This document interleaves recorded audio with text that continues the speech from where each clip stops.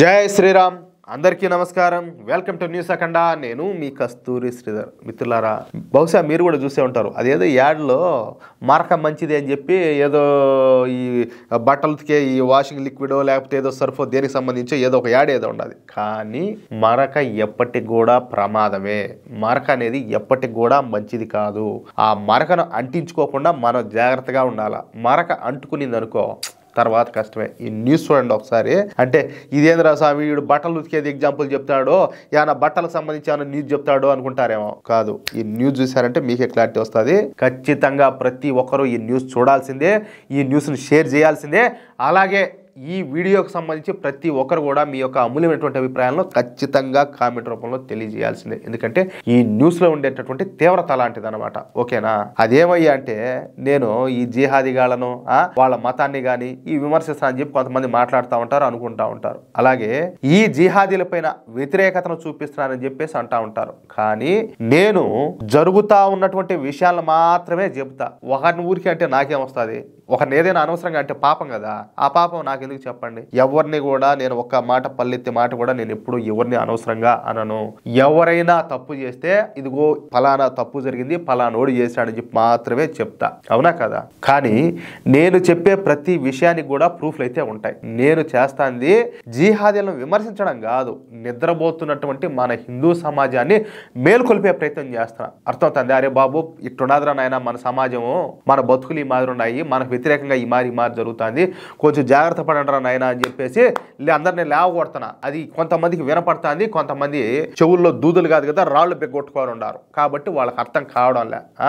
నా జాతిని రక్షించుకోవడం నా బాధ్యత. అందుకే ప్రపంచంలో మన దేశానికి అలాగే మన ధర్మానికి వ్యతిరేకంగా జరిగేటటువంటి విషయాలన్నింటినీ తీసుకొచ్చి వీడియోల రూపంలో మీకు అందరికి కూడా తెలియజేసే ప్రయత్నం అంతా కూడా చేస్తా ఉండా. సరే, ఇక అసలు విషయానికి వస్తే రాహుల్ కుష్వాహా ఇతను ఉత్తరప్రదేశ్కు చెందినటువంటి ప్రయాగ్రాజ్ వాసి అనమాట. ఇతను ఒక హిందువు. సరే, చదువుకున్నవాడు, అలాగే నిదానస్తుడు, ఎవరి జోలికి పోయేవాడు కాదు, అందరితో మంచిగా ఉంటా తన బతికేదో తాను బతుకుతా ఉండేవాడు అనమాట. ఇక ఈ రాహుల్ కుష్వాహాకు ముగ్గురు చెల్లెలంట. అర్థమవుతుందా? సరే, వాళ్ళ బాధ్యతగా ప్రేమగా చూసుకుంటా సమాజంలో గౌరవంగా బతుకుతా ఉన్నాడు. అయితే కొంతకాలం తర్వాత ఈ రాహుల్ కుష్వాహాకు కొత్త స్నేహితులందరూ కూడా పరిచయమైనారనమాట. వాళ్ళంతా కూడా ఎవరయ్యా అంటే జిహాదీగాళ్లే. అర్థమవుతుంది కదా? ఎవరు? జిహాదీగాళ్ళ. ఈ జిహాదీలు ఈ రాహుల్ కుష్వాహాతో స్నేహం చేస్తా ఈ రాహుల్ కుష్వాహాను తాగుడుకు బానిసం చేశారంట. చూడండి. అంతేకాకుండా రాహుల్ కుష్వాహాను మాయమాటలు చెప్పి ఇస్లాం మతాన్ని స్వీకరించేలా చేశారన్నమాట. ఎట్లా? ఇక నీ మంచితనం అడిగిపోయినట్టు, నీ కుటుంబ గౌరవం అడిగిపోయినట్టు, మళ్ళా నువ్వు పైగా నిదానస్తుడివి అయితే నువ్వు కొంచెం వెనక ముందు ఆలోచించాలి కదా, ఏది మంచి ఏది చెడు అని చెప్పేసి. వాళ్ళ స్నేహం నువ్వు ఎట్ట చేసినావు, వాళ్ళ చెప్పుడు మాటలు నువ్వు మతాన్ని ఎట్ట మార్చుకున్నావు, నువ్వు అసలు చెప్పాలంటే నువ్వు మనిషి వాక్కులానా అంటాలే.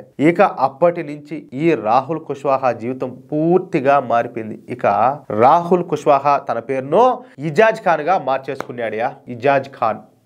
ఈ రాహుల్ కుష్వాహా అప్పటి నుంచే నేరాలు కూడా చేయడం మొదలుపెట్టాడు. అప్పుడు దాకా గౌరవంగా బతికినాడు, నేరాలు చేయడం కూడా మొదలుపెట్టాడు. తాగుడుకు బానిసైపోయి డబ్బుల కోసం పనికిమాలిన పనులన్నీ కూడా చేయడం మొదలుపెట్టాడు. ఇక ఈ క్రమంలో ఒక కేసులో పట్టుబడి జైలు కూడా వెళ్లాల్సి వచ్చింది.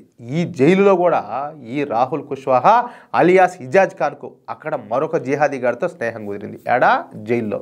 వీళ్ళిద్దరూ జైల్లో మంచి ఫ్రెండ్స్ అయినారన్నమాట. ఇక ఈ రాహుల్ కుష్వాహా అలియాస్ ఇజాజ్ ఖాన్ జైలు నుంచి బయటికి రాగానే ఆయన ఫ్రెండ్ భార్య ఎవరు?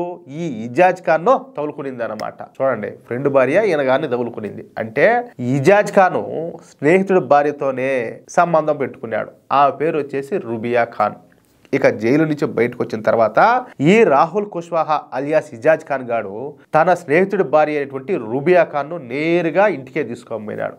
ఇంట్లో పెళ్లి గాని ముగ్గురు చెల్లెళ్ళు ఉన్నప్పటికీ కూడా పూర్తిగా దిగజారిపోయినటువంటి ఈ బజార్ విధవ ఈ ఇజాజ్ ఖాన్ గాడు ఆమె ఇంటికి తీసుకొని పోయి కాపురం చేయడం మొదలుపెట్టాడు.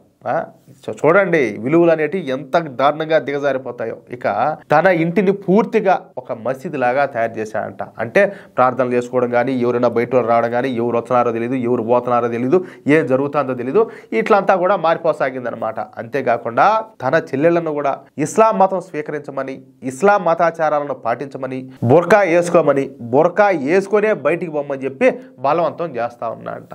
అయితే ఈ రాహుల్ కుష్వాహా అలియాస్ ఇజాజ్ ఖాన్ సోదరైనటువంటి రాధికా కుష్వాహా దానికైతే ఒప్పుకోవాలా. నేను ఒక హిందూను, నేను ఎట్టి పరిస్థితుల్లో కూడా ముస్లిం మతాన్ని స్వీకరించని చెప్పేసి తెగేసి చెప్పింది. అంతే. ఇక దీంతో తీవ్రమైనటువంటి ఆగ్రహానికి లోనేటువంటి ఈ రాహుల్ కుష్వాహా అలియాస్ ఇజాజ్ ఖాన్ గాడు తన సోదరికి అంటే తన చెల్లెలికి పిచ్చి పట్టింది, నా చెల్లెలు చెడిపోయిందని చెప్పి అందరినీ నమ్మించి వాళ్ళ చెల్లెల్ని తీసుకుపోయి వాడి చేతుల మీదుగానే ఎవడో ముల్లాకు అప్పగించాడంట.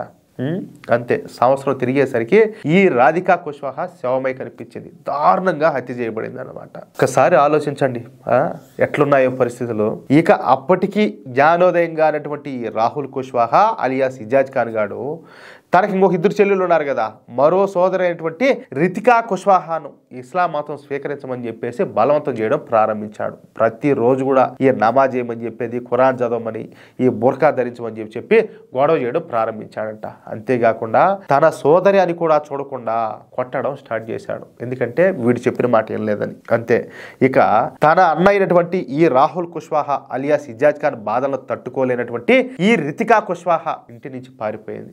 ఏం చేస్తుంది పాపం? రోజు ఈ పనికి మళ్ళీ మొండా కొడుకు దగ్గర దెబ్బలాడి తింటుంది. వీడు మెంటల కుక్క ఏ మారి తయారైపోయాడు. మనిషిలాగా ఉండేవాడు ఒక పిచ్చి పట్టే కుక్క మారి తయారైపోతాడు. ఇంక తట్టుకోగలిగితే కదా, అందుకే తట్టుకోలేక పారిపోయింది. కొన్ని రోజుల పాటు అజ్ఞాతంలో ఉన్నటువంటి ఈ రితికా కుష్వాహా ఇక తరువాత పోలీసులను ఆశ్రయించింది. తన అన్నయ్యటువంటి రాహుల్ కుష్వాహా అలియాస్ ఇజాజ్ ఖాన్ గాడు తనను బలవంతంగా ముస్లిం మతాన్ని స్వీకరించేలా బలవంతం చేస్తున్నాడని, తాను ఒక హిందువునని, తాను చచ్చినా కూడా ఇస్లాం మతాన్ని స్వీకరించడని, కానీ తన అన్న తనను చంపేందుకు ప్రయత్నం చేస్తున్నాడని, ఇంతకు ముందు మా అక్క అయినటువంటి రాధికా కుష్వాహాను కూడా ఇదే విధంగా చంపేశాడు కాబట్టి నాకు రక్షణ కావాలని చెప్పేసి కోరతా ఉత్తరప్రదేశ్ పోలీసులను అయితే ఆశ్రయించింది.